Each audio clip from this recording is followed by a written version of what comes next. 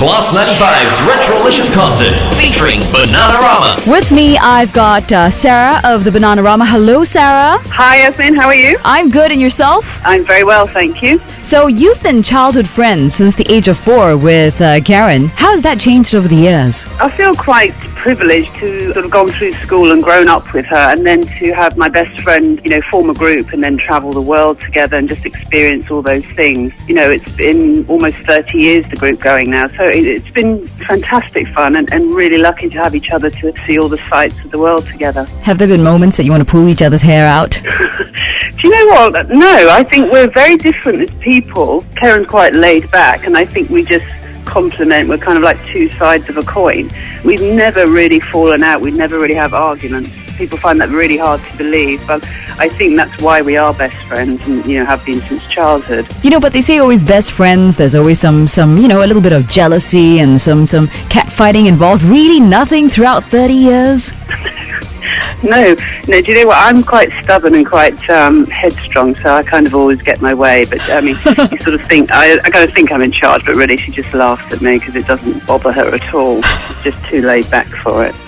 So it's been nearly 3 decades, like you say, since you first started. Yeah. And you've now have a whopping 40 million in record sales to date. So how do you feel about this? It's amazing. I mean, I would never know how much. You just see it in print and you think, are you sure that's right? But I guess if he's been going that long, possibly it is. It's a great achievement for 2 teenagers who started and thought, oh, we'll have a laugh with this and a couple of demos, and then suddenly it got bigger and bigger. And unlike today, I mean, we're quite fortunate that in the 80s it sort of translated across to America and Asia, the rest of Europe. We had hits everywhere, so fortunately for us, we can still play all over the world, whereas I think in the UK at the moment, fans tend to just have hits there, which is sad because, we got to see the world, which is fantastic. When you guys first wrote Robert De Niro's Waiting, apparently he loved the song and he called you guys to hang out. So do you guys still hang out? No, we haven't seen him in a long, long time, but that was quite amazing. I mean, you never imagine. He was one of our sort of film idols, and I quite fancied him. When he phoned us up, I think he was filming the film Brazil in London at the time, and I guess the PRs had spoken to each other, but he just called us up in our flat, and my boyfriend answered the phone and said, oh, it's Robert De Niro on the phone. And he's waiting! Robert De Niro's waiting on the phone! Yeah, absolutely. And obviously none of us believed him, but eventually kind of one of us went to the phone, and then we met up for a drink and hung out for a while. And it was just amazing. A Hollywood sort of star there but I mean, we were quite young, so very, very in awe of him, but we had a really good laugh with him. Well, we love that song right here on Class 95, and it's interesting to hear that, you actually got to meet him. I think maybe all songwriters should write songs about their idols so that the idols will call them up and meet up. Yeah, that's actually one of my favourites as well, if not my favourite song.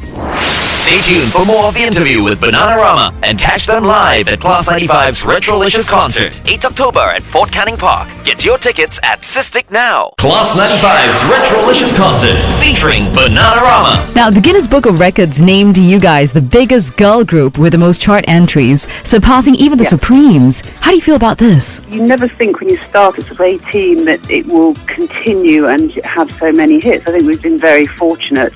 And I think the difference is we always wrote our own music, so we were always interested in music and fashion and clubs and what was happening in London.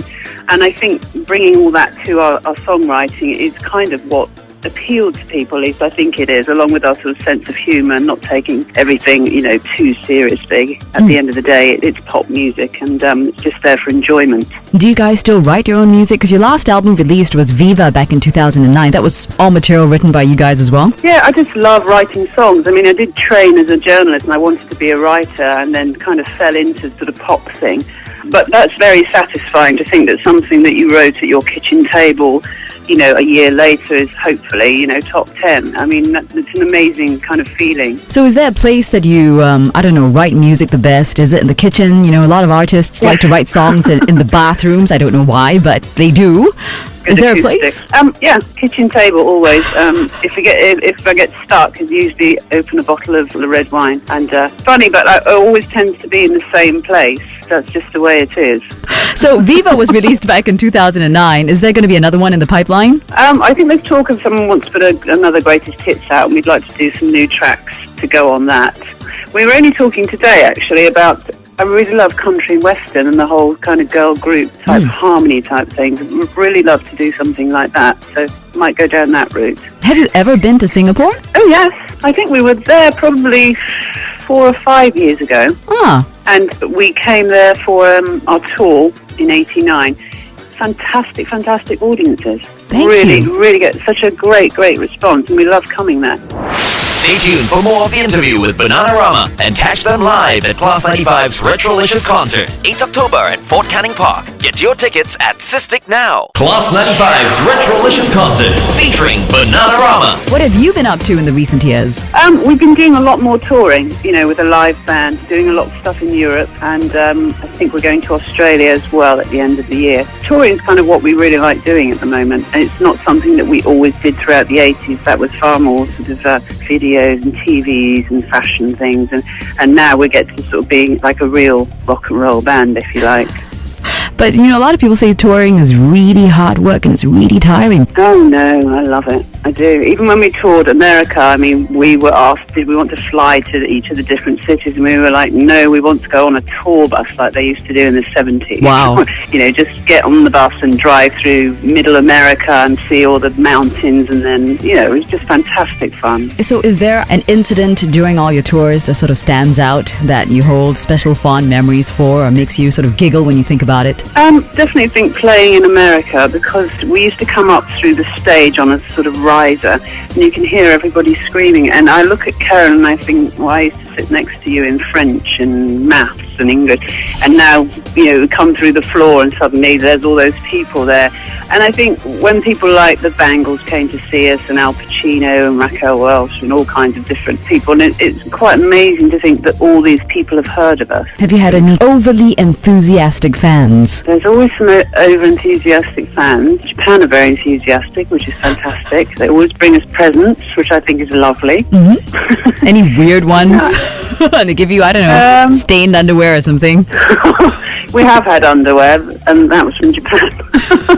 But didn't they have something in Japan where you could actually buy it from a vending machine? Correct, yes. Used soiled underwear once, a long time ago. I think they sort of banned it already. Yeah, right. Well, I'm not surprised. But, I like the fact they've got all those quirky ideas. For a minute, I thought you were going to say you like them giving you underwear. No, not the vending machine underwear, no.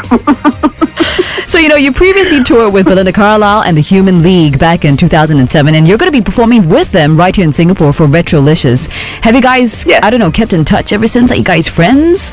We get on really well with Belinda. We do bump into her from time to time, and she's great fun, and we kind of all come from the same girl band, write your own music and that whole thing, so she's lovely. And the Human League? We hadn't met them in the 80s at all, but they've done a couple of things with us, as you say, and they're also really sweet, really nice. So what's your favorite Belinda Carlisle song and your favorite The Human League song? Ooh, dum dum dum. I'm going to say the wrong name now, aren't I? But I'm going to say Blue Heaven. It's not Blue Heaven, is it? Belinda Carlisle? Something about heaven. Okay, I'm lost for that as well. Do you? Yeah. I remember the Human League when I was at school, when they first started out, and they were very electro, and I remember having their very first albums, but that's probably very different to their later stuff, but I was always a fan of theirs in the early days. Stay tuned for more of the interview with Bananarama and catch them live at Class 95's Retrolicious concert, 8th October at Fort Canning Park. Get your tickets at Sistik now. Class 95's Retrolicious concert featuring Bananarama. Looking back at the 80s, do you miss anything about it? I really loved the fact that every band had its own identity, and you kind of knew that we all came from the same place, and we all wrote our own music and styled ourselves and had our, it's the identity. There was a lot of camaraderie at that point, whereas I think nowadays there's so much opportunity, obviously with technology moving on, to just do something in your bedroom, and there's millions of, particularly in the UK, millions of bands coming and going, that I don't know if they have that same sort of friendship going on. And also it's so well organised and marketed and well polished now, so there doesn't seem to be much rough edges. Do you think, music of today sort of lacks, soul compared to the 80s? No, I don't think so. I think there's always bands that are fantastic. Adele, Jessie J. But I just think there's a lot of manufactured stuff now, so that can be a little bit bland. Thinking about the 80s, a lot of people, when you say 80s, they'll think about great retro music, but they also think about, not so fantastic fashion stuff. Looking back, is there anything that you wish that you didn't wear back then? The big shoulder pads. They look so terrible when you see photographs of that, but a lot of the fashion was fine. We wore a lot of Vivienne Westwood. It was called World's End.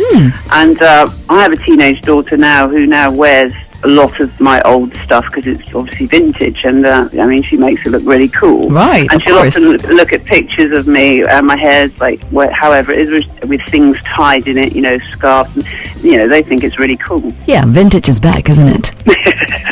Yes, So- I like to think so. So shoulder pads, will you wear them these days? Because, it's given a sort of No. updated, no? Ever? No, the shoulder pad, the jackets, especially men's jackets, it's that whole Dynasty Dallas type enormous shoulder pad that was not very attractive. So these days, you're saying that you have a teenage daughter. Is there anyone special in your life? Are you dating? Are you married? Obviously, you have a kid. More kids? 5 kids? 10 kids? No, Karen and I have a child each, Tom and Alice, and they're really good friends.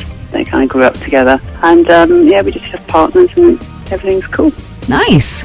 Tell us something about yourself, and tell us something about Karen that maybe your fans don't really know. We're quite down to earth.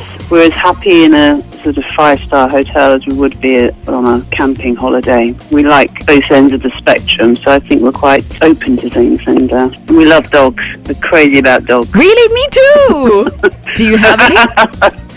I used to have a Labrador, but he was 16, so he had to be put down. And Karen's got 2 Springer Spaniels. I have a corgi. Oh, do you? Yep. Corgi. Yes. What's his name? Hershey, because, Hershey's Hershey? kisses. Yeah. Nice name. She likes to give kisses. Fantastic. Yeah, she thinks she's human, Oh. so, yeah. Anyway, so what can we expect from you at Class 95's Retrolicious concert on 8th of October? Just all our hits. Really good fun. We like to get people to come up on stage if they're allowed to join in for certain songs, and just a really good fun night out. Is there anything you'd like to say to your fans here in Singapore? Really looking forward to coming out there. Always love coming to that side of the world. Always get a great response, and can't wait to play there. Final question. 3 words to describe Bananarama. Dear. I know everybody hates this question. Cool, funny, and glamorous. Ooh, I like that. Well, thank you very much, Sarah, for the wonderful interview. Thank you, Yasmin. Catch Bananarama live at Class 95's Retrolicious concert, 8 October at Fort Canning Park. Tickets now on sale at Sistik. For more details, log on to cinemsn.com/Class95.